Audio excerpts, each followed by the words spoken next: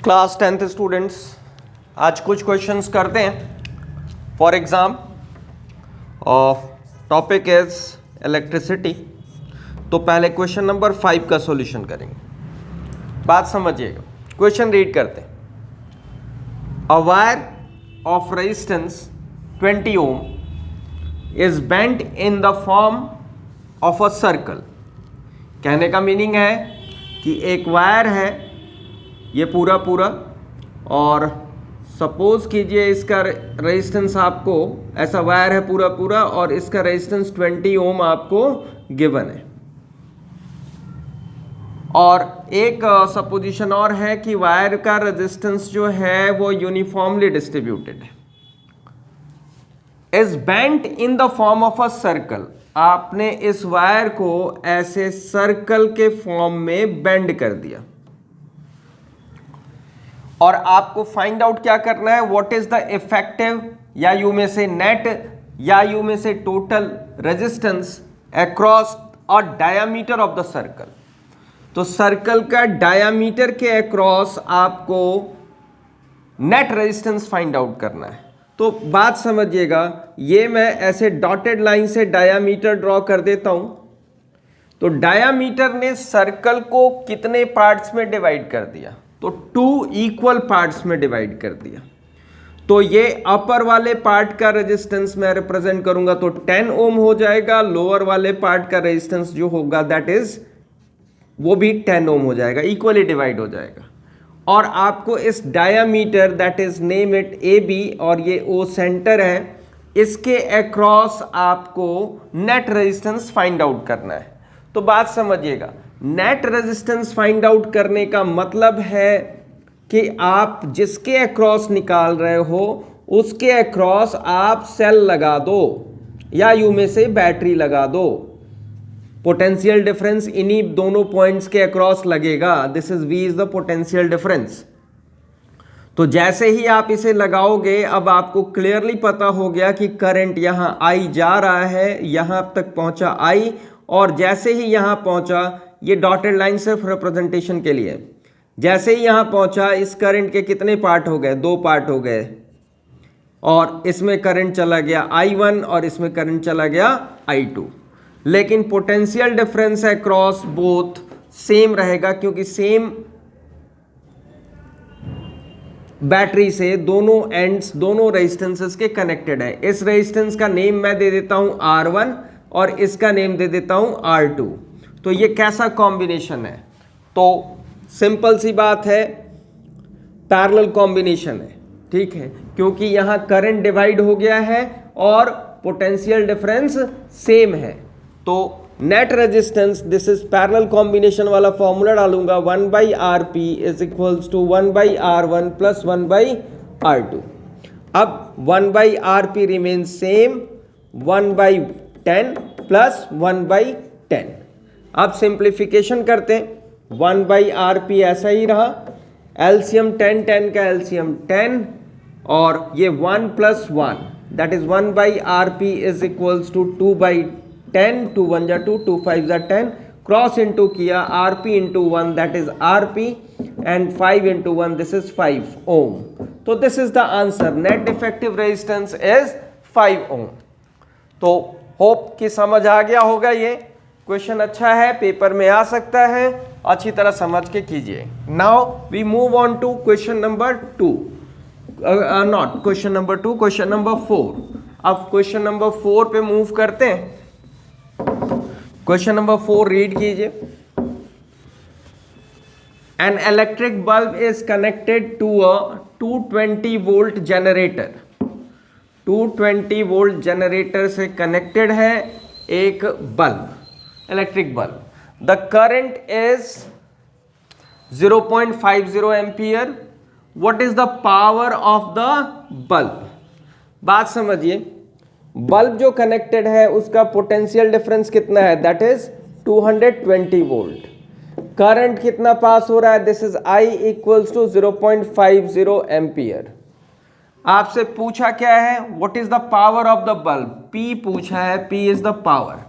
तो आपको बेसिक याद ही होगा, that is power is very important, that is P equals to V into I, very important, voltage into current. तो V is 220, I is 0.5। Multiply करोगे तो एक आसान तरीका, डेसिमल हटा दो तो अपॉन में 10 आ गया, 0 गॉन विद 0, इंटू करो 110, और पावर की यूनिट होती है वॉट। तो ये हो गया आपका 110 वॉट्स, इसकी पावर हो गई बल्ब की। दैट मीन्स पावर लिखा होता है बल्ब पे कितना वॉट लेगा, तो 110 वॉट लेगा। That is question number 4 completed. Now move on to question number 3। Question number 3 read कीजिए। क्वेश्चन नंबर 3 क्या कह रहा है? 100 joule of heat, 100 joule of heat is produced each second. देखो टाइम भी दे रखा है, 100 joule of heat is produced each second in a 4 ohm resistor. तो ऐसा है, ये रेसिस्टर हो गया, दिस इज 4 ओम का, और इसमें हीट कितना जनरेट हो रहा है? सपोज करो हीट तो बता रखा है, हीट जनरेटेड कितना है? H is equals to 100 joule each second, मतलब टाइम कितना है? 1 second, each second means 1 second. In a 4 ohm resistance, R is equals to 4 ohm, ये 4 ओम का रेजिस्टेंस है। Find the potential difference across the resistor, मतलब आपको ये potential difference find out करना है, V equals to question mark. तो बात समझिए, H का फॉर्मूला आपको पता है, H is equals to I square R T। तो यहां पे H के प्लेस में क्या डालेगा मैं? 100।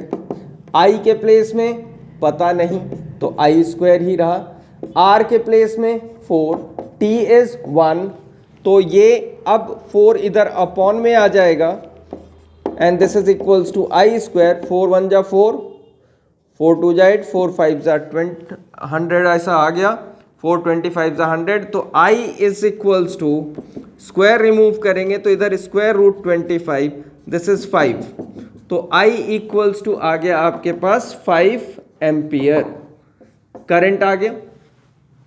अब ओम्स लॉ आपको याद होगा, बेसिक लॉ है ohm's law, V equals to क्या होता है? I इंटू R, या R इंटू I, कुछ भी लिख सकते हो। I इज 5, R इज 4, 5 4 जा 20, और ये क्या हो गया? वोल्ट्स। तो पोटेंशियल डिफरेंस जो अप्लाइड है वो कितना है? 20 वोल्ट्स। तो इजी सा क्वेश्चन है, जस्ट फॉर्मूला याद रखने के लिए, रिवीजन के लिए कर रही है। Question number 3 completed. Now move on to question number 2। Question number 2 read करो एक बार, क्या कहता है question number 2।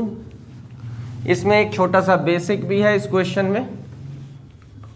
Question is what is first part the highest, second part the lowest total resistance that can be obtained by the combination of 4 coils of resistances 4 ohm, 8 ohm, 12 ohm and 24 ohm। तो बात समझिए, जैसे पहले पढ़ा था आपने, given resistances क्या है? तो गिवन रेजिस्टेंसेस हैं आपके पास, R1 is equals to 4 ohm, R2 is equals to 8 ohm, R3 is equals to 12 ohm, R4 is equals to 24 ohm। Okay, तो फर्स्ट पार्ट है फॉर हाईएस्ट टोटल रेजिस्टेंस। देखो highest total resistances के लिए क्या होना चाहिए? The resistances be connected in series में connect होना चाहिए, क्योंकि सीरीज में कनेक्ट होने से नेट रेजिस्टेंस सबसे ज्यादा मिलता है, हाईएस्ट हो जाता है। तो that is RS is equals to R1 plus R2 plus R3 plus R4, और ये कैलकुलेट कर लेंगे, this is 4 plus 8 plus 12 plus 24, that is 12 plus 8 20, 24 plus 24 that is 48 ohm. ये हाईएस्ट रेजिस्टेंस हो गया। First part highest resistance. Second part for the lowest resistance. Lowest resistance. Resistances कैसे connect होने चाहिए? The resistances be connected in parallel. Parallel में connect होना चाहिए. Parallel में मतलब यही वही बात जो पुरानी थी आपके पास, ये और ये सब कैसे कनेक्टेड हो गए? पैरेलल में. तो पैरेलल में कनेक्टेड होने के लिए करंट का डिवीजन हो जाता है, 4 पार्ट में डिवाइड हो जाएगा. तो पैरेलल के लिए क्या होना चाहिए? 1/RP formula. Net total resistances calculate करने के लिए पैरेलल में 1/RP is equals to 1/R1 plus 1/R2 plus 1/R3 plus 1/R4. Formula याद रखिएगा. तो 1/RP 1/R1 this is 1/4 plus 1/8 plus 1/12 plus 1/24. अब देखो इन सब का एलसीएम लेंगे तो 4, 8, 12 और 24 का एलसीएम लोगे तो दिस इज 24 आएगा. एक ही टेबल में आ रहे हैं सारे, तो सबसे बड़ा वाला आ जाएगा. 4 से कैंसिल करो. 4 6 जा 24, 6 1 जा 6, 8 3 जा 24, 3 1 जा 3, 12 2 जा 24, 2 1 जा 2, 24 1 जा 24, 1 into 1 1.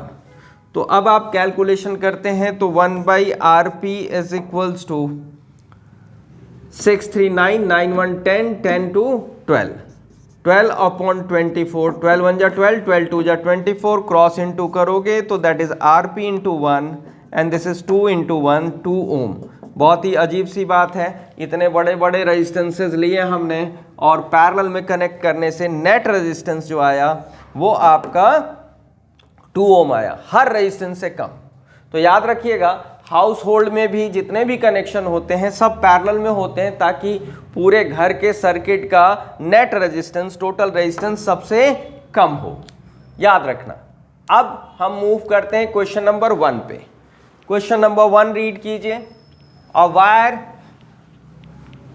wire of given material having length L and area of cross section capital A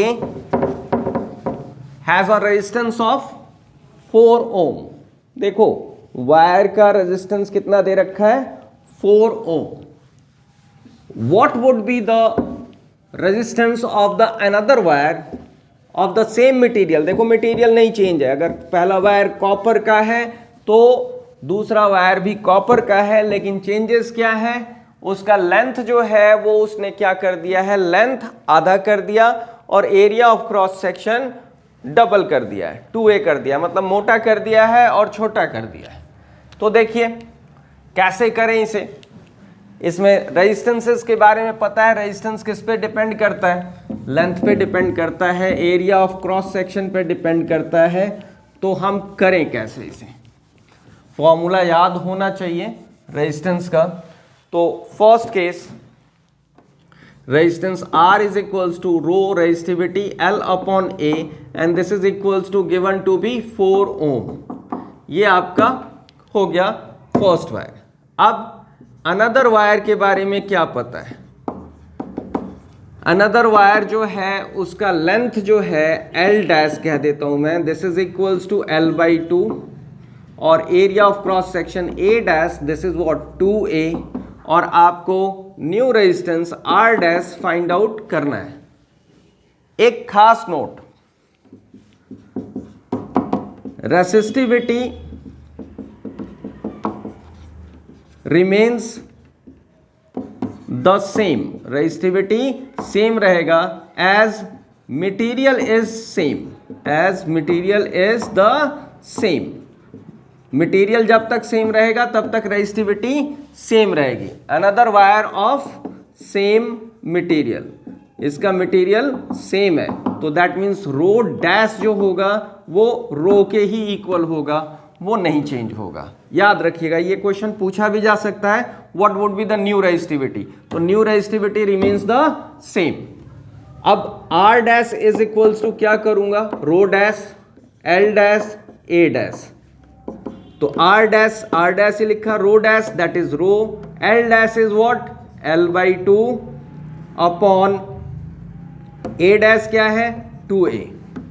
अब जरा ध्यान देना यहां गलती ना होने पाए, तो रो रहा, L/2 तो ऐसे ही लिखा, ये 2a अपॉन 1 है तो इसका रेसिप्रोकल कर देंगे इनटू 1/2a।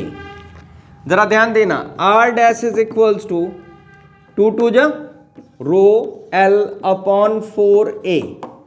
एक स्टेप और लिखते हैं समझाने के लिए, r dash is equals to, देखो रो L अपॉन a को मैं अलग करता हूं और ये 4 जो है इसे बाहर ऐसे 1/4 करके ऐसे लिख लेता हूं, that is rho L upon a and what it be, ये 1/4 ये है कौन, तो ये R है, तो R है तो दैट इज R कौन है, तो 4 ओम है, तो दैट इज 4 ओम, तो 4 1 जा 4, तो 1 ओम।